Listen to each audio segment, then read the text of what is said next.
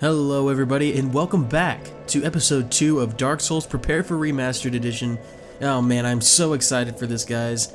I know I keep saying it, but it feels so good to be playing Dark Souls again. So what I'm going to do today is I'm going to kind of take you through the ritual I do every time I start a new game of Dark Souls, and kind of the items around Firelink Shrine, and then we're going to head up to Undead Burg and make our way to the very first real boss of the game, which is the Taurus Demon. So, we're going to run around here and get some of the items, and I'm pretty sure this is a humanity, so we get 3 of those. That's what I said basically before would reverse your hollowing, and so I think in this game it's not as big of a deal to not be hollow. I think if you are human is what you would call it if you add a humanity, then you have better like item discovery and whatnot, but I don't think it actually affects too much. In Dark Souls 2, and in Dark Souls 3, and in Demon Souls, if you're not human, then you have less health. In this game, that is not the case. So I think I think with more humanities on that little bar up in the left, that'll tell you how many humanities you have. Past 10, you have like maximum item discovery. You can have rings and stuff. This is the way of the White Covenant. So we're gonna talk to this guy. I believe we are not acquainted. I am Petrus of Firelink. Have you business with us? If not, I'd prefer to keep a distance, if possible. Hello there. I realize that I have requested that we retain our distance, but I also want you to know that it is not meant in ill will. Here, take this, as a token of peace. No, go ahead. It's for you. A copper coin. Also notice, I'm gonna continue to point this out throughout the game with NPCs, but notice his mouth. When he talks, it does not move. You again. Oh, I know. How about this? I have to await my companions here anyway. So what if I were to teach you some miracles? Would that please you? We're gonna say yes. We're just gonna go ahead and enter the covenant. Then first, a covenant with the gods.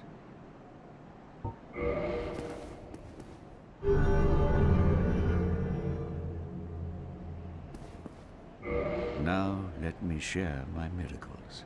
Only their ultimate effectiveness will be determined by your efforts and your faith.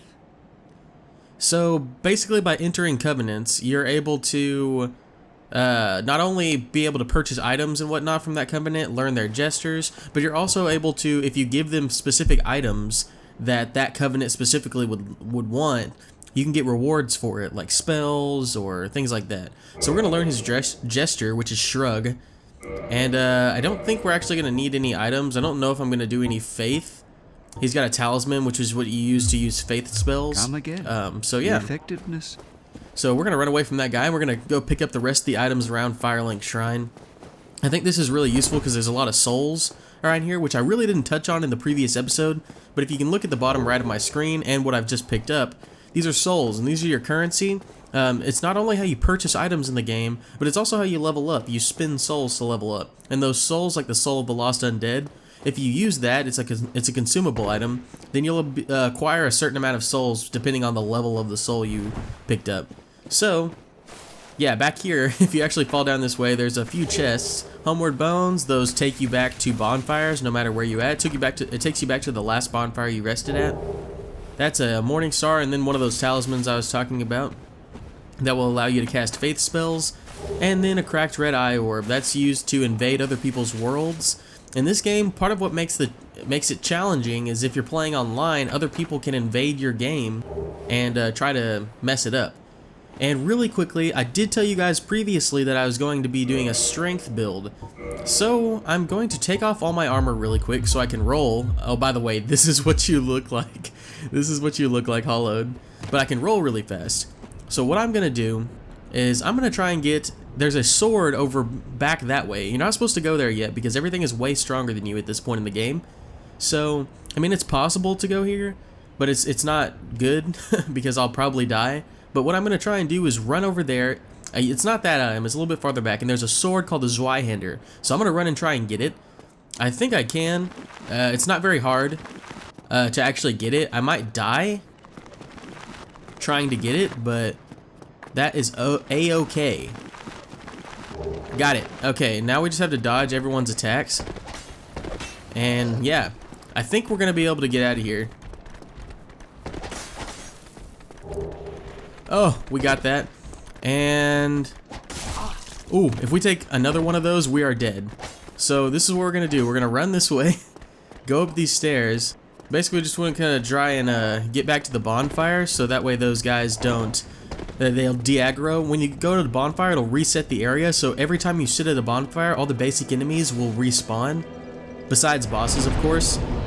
So yeah, we got this Y-hander, and now it's gonna have some requirements based on strength and dexterity stats that we looked at previously when we were making our characters. And so based on those stats, we're gonna level those up with our souls, and we'll be able to determine whether or not we can wield the item.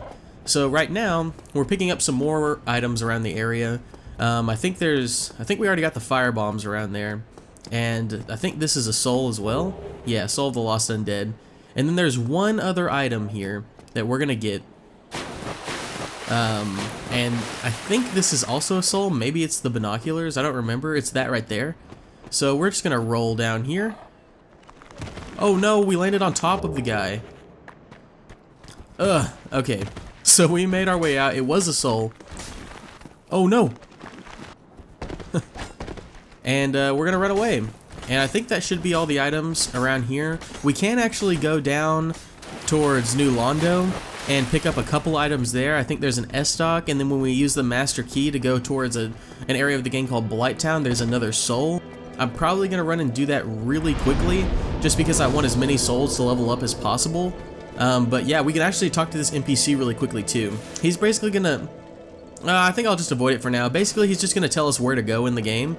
Our current objective in the game is to, so basically there's a staircase right here. This is a firekeeper, and they're basically, she doesn't speak right now, but she's gonna be able to reinforce our Estus flask based on items we get, so we can get stronger and more Estus flasks.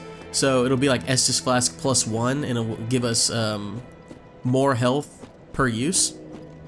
So yeah, and I'm sorry for those of you who have played Dark Souls plenty of times and you're watching me and I'm going into things that you already know really well.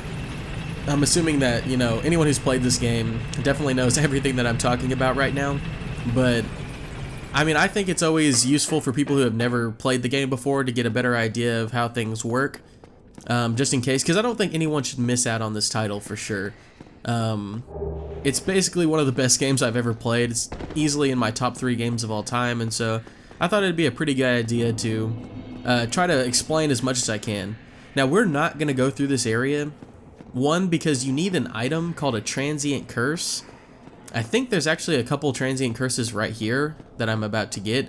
If you see guys in these urns, you can just roll over it and pillage the corpse. Those are gonna, so down this way are ghosts and spirits and whatnot, and you can't actually attack them unless you use a transient curse.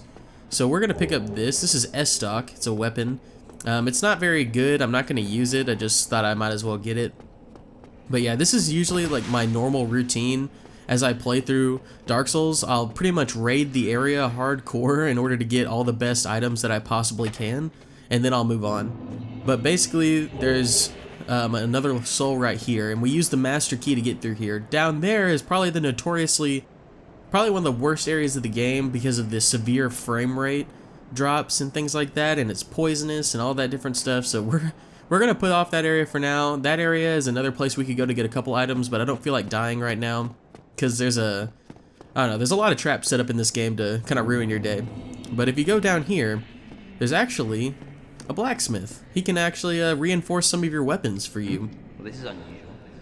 And more importantly, I'm Rickert of Vinheim. Rickert of Vinheim. And if you, a lot of the time in these games, you really need to exhaust their dialogue. If you just talk to them once, you're usually not going to get much out of what they're trying to say to you. As you saw with when I was talking to the guy from the Way of the White Covenant, if I talked to him like 3 times, he let me into the Covenant. So he's going to allow us to reinforce our weapons. Our Zweihander requires Titanite shards, of which we don't have any. I don't think it's actually worth it to spend money on Titanite shards right now, mostly because we actually want to be able to wield the weapon and level up.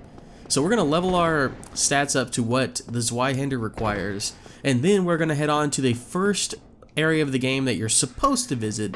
The cool part about this game is that you can play it in any order that you would like. If you have the skill level to face the areas that have enemies that do a lot more damage to you than the beginning areas, then heck, go for it, you know, like you can do whatever you want. That's the beauty of Dark Souls, is that you don't have to stick to a beaten path that like a lot of people would go down. You can, if you feel like you can do it, you can go anywhere you want. And that's also one of the parts that makes it challenging, is that people usually don't really know where to go as they're playing the game. They get frustrated because they get lost, or they don't really know what to do next. But to me, that's kind of the beauty of the game as a whole, because then you're able to, you know, do a lot more stuff. So what I'm going to do really quick is I'm going to use these souls, and I'm going to level my character up in order to use the Zweihander. So I will see you guys in just a moment. So I'm back, and I did level up quite a bit. I basically was not able to level it up all the way to be able to use it one-handed. So basically, you have a level in this game of the stat requirement. For this one, the strength has to be 24. But if you have a certain amount of strength, not quite 24, then you're able to two-hand the weapon and still use it. But if I click the Y button and put it in one hand, it has an X by it, and I basically can wield it, I just can't do any damage with it. If I hit somebody with it, it would barely do anything. So I can use it two-handed for now, and we'll see how it goes, but I'm going to go ahead and try and use this thing. As you can see, it's humongous. And I roll so horribly. I kind of just don't want to wear armor, but I feel like that'd be boring for everyone to watch. I don't know. Let me know if you guys don't mind me wearing armor, but... oh, this is so hard. See, and it's such a slow weapon, and since I have such bad... like, I'm so slow right now, I have to time everything based around this. Oh, I don't know. I might just go ahead and put this as my... I might just go ahead and put the longsword back on for now, and just kind of wait till I get enough strength in order to, you know, do this build efficiently, because I don't want to be swinging everything so slowly and, you know, having a terrible time. But yes, I think for now what we're going to do is we're just going to pick up this item. Over there is a ring of sacrifice, I think. And basically that ring is going to allow me to die without losing my souls. And you guys haven't seen me die yet. But basically when you die, you lose your souls. And so, because of that, or you don't lose your souls, you can go back and retrieve them at the spot where you died. But it's not... so if you die again before retrieving your souls, then your souls are lost forever. So basically what that ring does is it nullifies that effect, and you don't lose your souls, but the ring breaks after you use it. So yeah, but I love this game so much, guys, and I think one of the best parts about the game is playing with other people. I think, you know, a lot of people dog on others for... oh, whoops. Oops. Okay, a lot of people dog on other players, or at least on YouTubers who play Dark Souls, and they, you know, do something co-op, or they, unless it's like a co-op series, or they fight a boss with another human, or another player. And so, I never thought that was bad. I think the best part of the game is actually screwing around with your friends. So that's how I actually ended up coming to this game, was that my friends all got it. And so I thought it'd be a good idea to just go ahead and try and play it with them, and oh my goodness. I mean, it's not fun to, like, be gankers, which is basically, you know, when someone invades your world and there's, like, 4 people against them and it's not really fair. That kind of sucks, you know, I agree with that sentiment, but what we do is just kind of run around and screw around and have fun with people. We don't just, like, try to kill the invader right away. If someone's in our world, we'll usually just screw with them and have a lot of fun with it. So, I think that's one of the best parts of the game is the PvP aspect. Now in this game, a lot of people are going to hate me for this, but it has probably the worst PvP out of every Dark Souls game. To me, if you're good at Dark Souls 1 PvP, you're not good at Dark Souls, you're good at breaking the system. This game has so many bugs and glitches in it that the only reason that people are even good at it in the first place is because they've learned how to utilize all the glitches that are in the game, and it's really frustrating. There's like a backstab glitches and ways to like cancel backstabs when people are going up behind you. If you like do a certain timing with buttons, then you can stop yourself from getting backstabbed and all the sort. So it's a little bit frustrating in that sense because it feels like there's no skill involved. The only skill that is involved is being able to break the game. So I had a really hard time enjoying myself in PvP in Dark Souls 1. because of that, but hopefully with the remaster, they've said that they're fixing a lot of bugs and glitches. So, by the way, you see that item right there? You see those guys hanging around? Looks like a trap to me. So I am going to just run straight for the ladder, because all of those guys are going to come at me at once, and I really don't want to get caught in that little trap. So basically, what we're going to do is, I guess, oh, they're climbing up the ladder one at a time. I don't think I'm going to wait for every single one to climb up the ladder, because that would take forever. So I think I'm going to try and just jump off and kill them. I don't know, can I?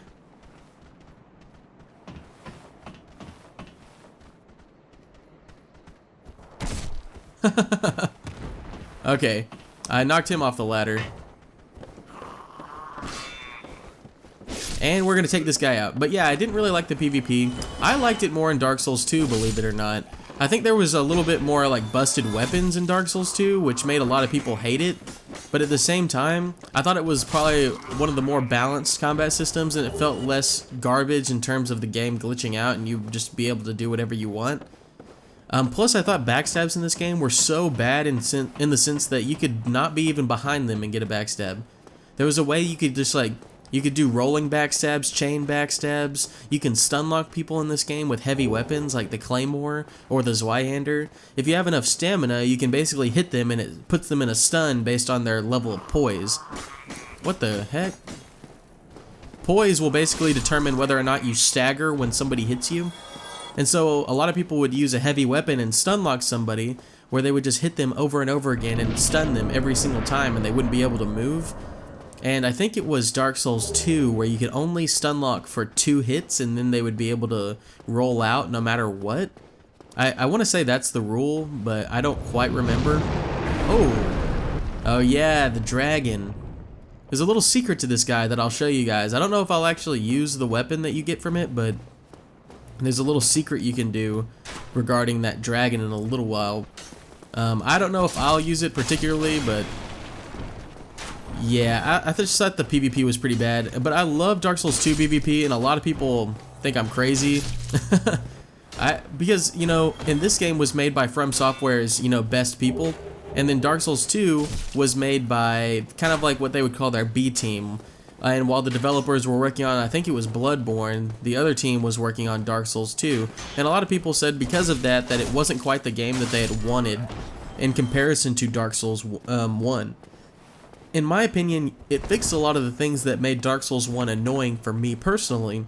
But yes, there was some things that I definitely prefer in this game. And there's a lot of things. I'd say the biggest thing for me that made this game great was, you know, listen to this. Listen to when I fight these guys. You hear that?